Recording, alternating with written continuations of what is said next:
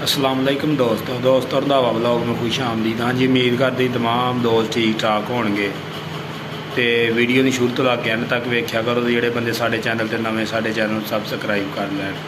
हाँ जी, अज की वीडियो में एक ट्राली आ 8-18 की ट्राली फार सेल आ तो 18,000 की बनी है। टायर चौकड़ा ही नवा वा तो तुम दिखाते हैं मुकम्मल ट्राली की तफसीलात, फिर मालकों का राबता नंबर भी दिने तो फिर वो लोकेशन भी तुम दसते हैं।